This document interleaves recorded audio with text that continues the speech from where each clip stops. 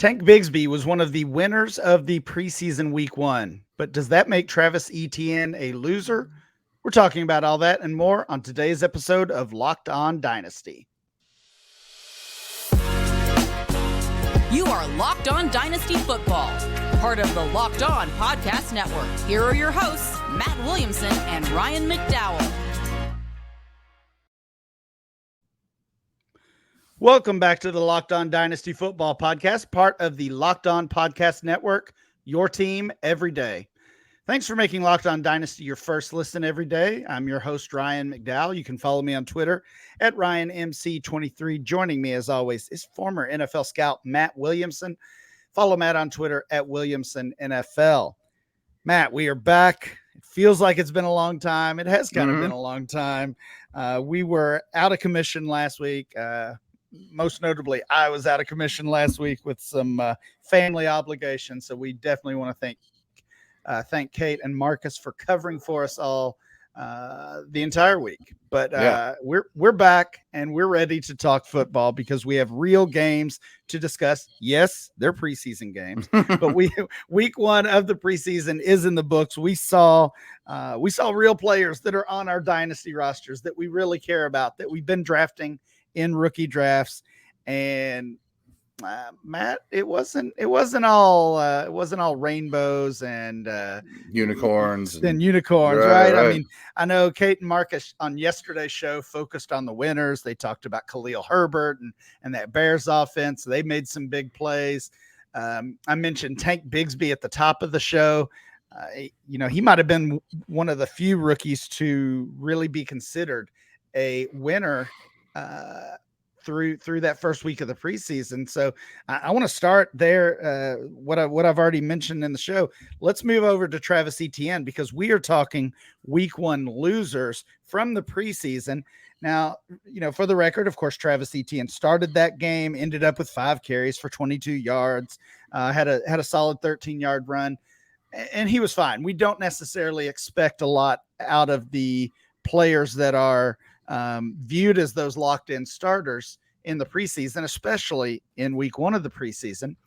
But we did see Tank Bigsby get some run with the starters. We saw him make some plays even after Trevor Lawrence left the game. And there was a buzz, really. I was actually in Canton, Ohio at the FF Expo this past weekend. Oh, cool.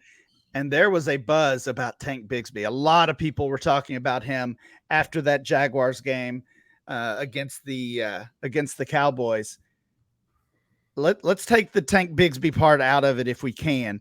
Would you consider, based on what you saw this past weekend, would you consider Travis Etienne a dynasty loser? And do you think this is going to be some type of timeshare? Well, I don't want to take the Bigsby thing out of it quite yet because okay. I have him in, I think, 75% of my rookie drafts, and nice. Him and Kenny Pickett, shocker, are my 2 highest owned best ball guys, for underdog. So I've been kind of putting my money where my mouth is with this guy. I really liked him. I like his landing spot. I'm sitting here looking at my running back redraft list, and I have Etienne all the way at 18 behind guys like Damian Pierce, Dobbins, and here's my issue is I don't think Etienne's a bad player at all. And I think he's in a really good offense, but because he's so small and fast, everyone assumes he's a really good receiver. He's not. He's not at all. It's actually a negative. He doesn't catch the ball well at all. So if he's not doing goal line and he's not doing the receiving work, his ceiling is really low. Yeah. What's he doing? Right. Etienne has been falling in DLF Dynasty ADP as well. He's actually outside of that RB1 range. He is still the RB13, 37 overall. So early in the early 4th round pick for Etienne right now. But this is a player who was looked like he could potentially be locked in as a 2nd rounder not that long ago. And from the sounds of what you're saying, you were worried about Etienne's role even before this past weekend and right. what we saw Tank Bigsby do. 100%. And again, he was low on my fantasy list. I was all over Bigsby. So I guess this isn't a huge shock, but we also have to remember that they're not going to beat up their running backs in week 1 of the preseason either. Very I true. mean, don't forget that. Kind of goes without saying. Well, before we get on to some of these other names, and we've got quite a few of them that could be considered possible losers from the first week of the preseason. What is your big picture thought on that? Because we see negatives on these players, specifically rookies. I think that's going to be a theme of probably the rest of our discussion today. Lots of rookies failed to impress in that first week. We've got to have patience with these guys, right? I mean, this is too early to be giving up on really any of these players, but especially young guys and especially the rookies. Absolutely. And a couple things. I mean, I think running backs are going to get held out a lot. I always bring things back to the Steelers, and Najee started, but they didn't give him a carry. On purpose. They threw him a dump off and that was it. You know what I mean? Warren got like 1 carry or 2 carries, he played, but they're not exactly running him up the gut into defensive tackles either. And then the other thing that was a real massive theme to this weekend, and I stole this from Warren Sharp and Peacock and I talked about it on Monday, that if you go look at my Twitter timeline, Warren put out the pressure rate that every quarterback was under. And it's immense. I mean, there's like 15 quarterbacks that were under pressure, at least 50% of their dropbacks. I mean, are we going to kill Bryce Young because nobody could block for him? And part of it is, that's not a great example because I think the Panthers O-line will be fine, but the Jets D-line is great. And they played in the Hall of Fame game. This is their second game. They were at camp a week earlier. That's a huge advantage. They're putting guys like Will McDonald out there for a lot of snaps. I mean, that are highly talented. And we know in the league as a whole, O-lines are vastly behind D-lines, but it's even showing up more now because they just don't have the reps. And the other thing about O-linemen that people don't think about is they play every snap. They don't come in 2 or 3 snaps at a time. Like I always bring it back to the Steelers, but the Steelers kickoff in Tampa, it was 110 degrees at kickoff, and none of those guys have played a full game yet. You know what I mean? Like, we probably should expect them to struggle down the road, and they're 330 pounds. Yeah, you mentioned the linemen both on both sides of the ball, but it's not. I don't think it's just the linemen. I would say, in general, defenses are typically ahead of offenses at this early part of the season, or of the preseason, I should say. So. I'm with you, especially on those quarterbacks. They were actually, I grouped the 3 of them together: Bryce Young, CJ Stroud, Anthony Richardson. I mean, Young and Stroud especially just struggled, the entire time they were out there, basically. We saw that bad interception from Anthony Richardson. We saw the near touchdown to Alec Pierce, which would have been a beauty if Pierce had held on to it. So it's kind of some ups and downs from Richardson. That's certainly what we're going to see from him probably this entire rookie season. But after one game, do you have any doubts, any concerns about these 3 rookie quarterbacks? No different than, I think that's status quo. Any additional, let me say that, any additional concerns after this first week? I would never change my opinion on any of those guys based off of what happened in the last several days. No. Yeah. Okay.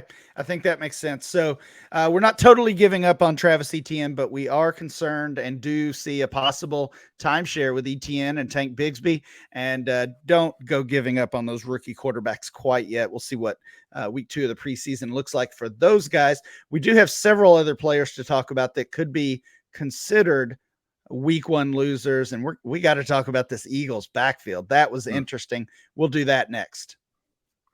Everyone, our partners at eBay Motors have teamed up with Locked On Fantasy Football host Vinny Iyer. He's a really good dude. He does great work. And they bring you some of the best fantasy picks each week. We're going to have that all season long for you. So whether you're prepping for a draft or scouting the waiver wire, every week we're going to provide you players that are guaranteed to fit on your roster. So with draft prep underway, and of course, it's heavy fantasy season right now, let's see who Vinny has picked out for us on this week's eBay Guaranteed Fits Fantasy Picks of the Week. He gave us Dak Prescott, and I put my stamp of approval on that for sure. I think Dak is absolutely a buy right now. He's in a really good offense. I don't think the interceptions are going to keep up, but if you're looking for a safe quarterback to take as a starter late after you wait on the position, Then you can ride with Cowboys Dak Prescott, who when healthy and getting enough volume always comes through as a great fit in fantasy lineups. Prescott will be more efficient in the new offense under Mike McCarthy, and his weapons have been rebooted more to his liking with Brandon Cooks. I think Cooks is set up to have a big year.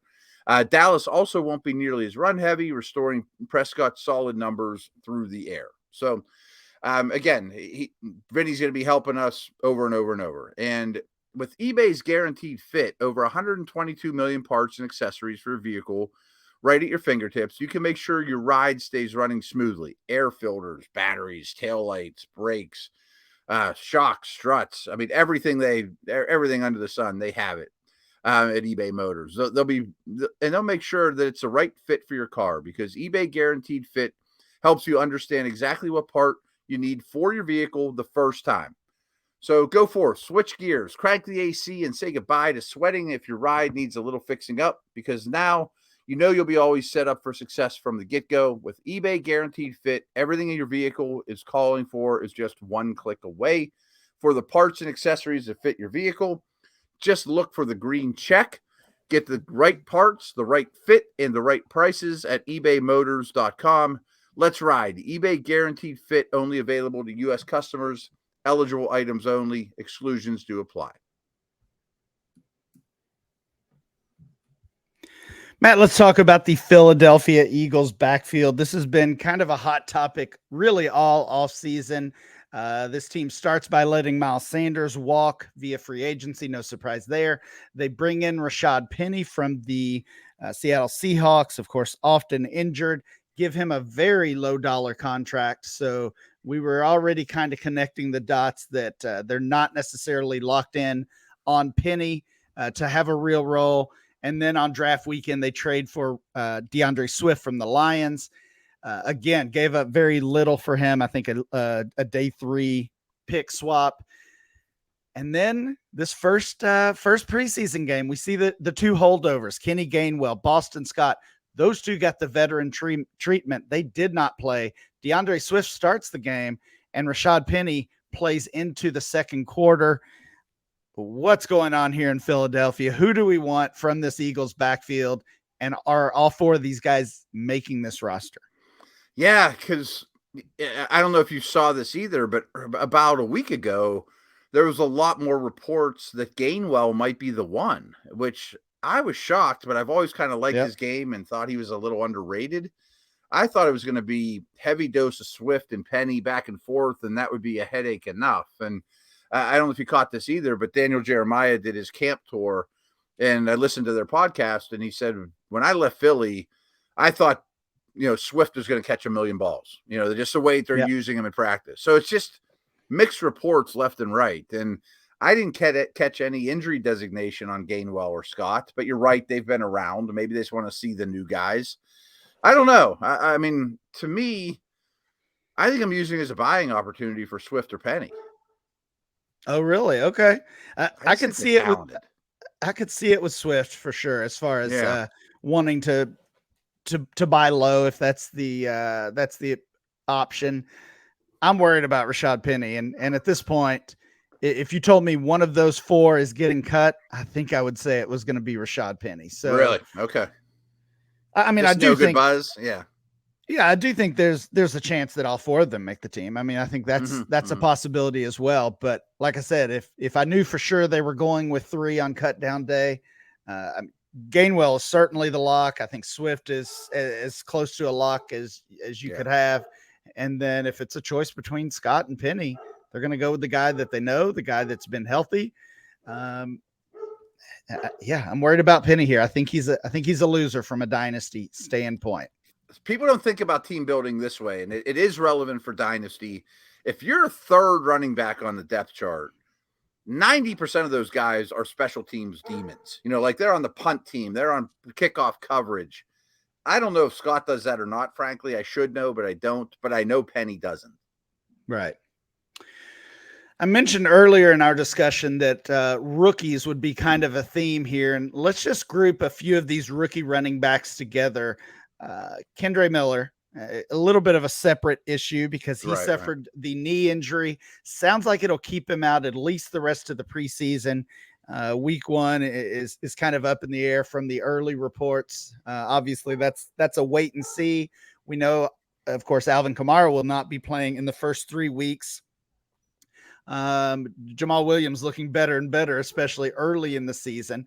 But then you have guys like Devon Achane, Zach Charbonnet. Both of those guys got some run and in that first week of the preseason, but they were far down the depth chart. And, I think already we're getting these reasons for doubt about the rookie running backs, especially Achane. Yeah. Are you going to preach patience here? Are you going to talk me off the ledge? I mean, this would be like a great worried. Beat reporters are great for this sort of thing. Like initial depth charts came out like a week ago all across the league. And Bijan Robinson was the third string running back, which is laughable, obviously. Right. You know what I mean? So is it grain of salt here, right? Right. I mean, is it somewhat of an initiation? A-Chain, maybe you thought you were entitled. So he's basically like fifth on this depth chart in Miami. If you count Mostert and Wilson ahead of him, who didn't play at all.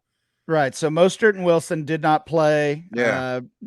Devon Achane played behind Myles Gaskin and Savon Ahmed. Of course, both of those guys have been around the Dolphins team and part of the Dolphins roster over the past couple of years or more. So again, we got 4 guys who have been there, and Achane's the new guy. I mean, he's not getting cut, obviously. No, but, right. Is he going to have a week 1 role? He scared me from the start. I mean, I don't mean to just say Matt was so smart in his rookie drafts, but I mean, I don't own him anywhere. I didn't want to own him anywhere because backs his size have traditionally done very little. And we know this team just loves speed, which he has. And, but what if he's just a jet sweep guy, screen pass guy? That's 4 touches a game, 5 touches a game. That's possible to me. I don't ever see him being an every down back. All right. What about Charbonnet? Charbonnet in Seattle. We've got Kenneth Walker trying to heal from another injury. I'm not as worried about him. He played behind DJ Dallas in that first week of the preseason. I think Charbonnet will be fine. Yeah, I watched that whole game, and him and Smith-Njigba were both part of the offense. They had a plan to get those guys the ball. He wasn't super productive. It didn't really stand out, but I'm not super concerned. We might have done it again and gotten a little too aggressive with one of these hot young tight ends. We're going to talk about that right after this. Thanks for making Locked On Dynasty your first listen every dayers. Check back tomorrow. Matt and I will be back, and we'll be talking about brand new DLF Dynasty ADP. We're going to look at the top 12 players at all 4 of the key offensive fantasy positions. Check that out tomorrow. Matt, I know you love those hot young tight ends. You tell us all the time. Greg Dulcich is a guy that I've been excited about. We saw him essentially take Albert O's job this time last year. He played really well in what looked like a broken Denver offense. He was certainly the favorite tight end there. But we know this is a new regime. Sean Payton is there. Sean Payton traded for one of his guys, Adam Troutman, on draft weekend, and Troutman got the start in that first game. Dulcich clearly the second option behind Troutman. This one seems a little scary. The connection between the coach and Troutman. Again, I said, did we do it again? Because we do this every year. We make these assumptions about these young tight ends. We look at them as if they're locked in as starters based on maybe as little as just a few games of production, and we start valuing them as such. Greg Dulcich right now is the tight end 13 in our ADP. He's almost a tight end 1. Based on what? I mean, and I've been a fan myself, so I'm as guilty as anybody else here. Me too. I've been buying in on him heavily, and maybe we put the cart before the horse a little bit. This one does scare me because, hey, I mean, it wasn't that long ago that Adam Troutman was a hot young tight end. I kind of liked him coming out of school. Sure. And, he's not that old. And they went out and traded for him. And even if you look at their depth chart, he's number 1 on it. And whenever they're in, one tight end on the field, it's him. So Are they going to play a lot of 12? Is Dulcich just a gadgety type guy? Is he just going to be out there here and there? Does he need another receiver injury to be a high target player for fantasy reasons? I don't know. It's a big red flag. I mean, I'm not ready to sell all my stock, but I mean, it's a big red flag. Yeah, Nathan Janke does a great job of accumulating all the stats and all the snaps info throughout the season for PFF on a game by game basis. He did that again with the Denver Broncos and Cardinals preseason game. He really just focuses in the preseason on the starter snaps. So there were 20 of those, meaning there were 20 snaps that Russell Wilson played. Adam Troutman played 15 of those, ran 9 routes, and saw 3 targets. Greg Dulcich played 10 snaps, ran 7 routes, and was not targeted by Russell Wilson in those 20 starter snaps. Yeah. And real quick, back to A-Chain, I think he had 0 starter snaps. Yeah, I think that is correct. Yeah. A couple of those running backs did. Let's move through a couple of other guys really quickly here. Let's talk about the Bears. Again, Justin Fields, DJ Moore, Khalil Herbert. Those guys could all be viewed as winners. And Kate and Marcus talked about them yesterday. If you missed that, go back and catch that one. Real quick, though. Fields threw 3 passes. 2 of them were at the line of scrimmage, and they went to the house. Like, I'm not bashing Fields, but you and I might have completed those 2 balls. Yeah, for sure. I mean, the A dot was very low, obviously. Yes, but but the offense hummed with him in there. It was good. True, and I mean they've gotten him some upgraded weapons with guys like DJ Moore. So that's those kind of things happen. Can we count on those short dump offs to turn into touchdowns every week? Obviously, we cannot. But the success of Khalil Herbert, even in a limited sample size, does that worry you about Deontay Foreman, Roschon Johnson? This backfield was one that we looked at as maybe a little bit muddy even a week ago, and we're getting some clarity with Khalil Herbert looking like the lead guy. Yes. In terms of muddiness, yes, Herbert is clearly the lead guy. That's sort of what I expected anyway. Yeah. But the rest is muddier because I didn't account for Treston Ebner to be in the mix too. He may have been the 2 in this game. That's muddy. I mean, I guess the guy I'm worried about is Foreman. I think Johnson's going to have a role. His time will come.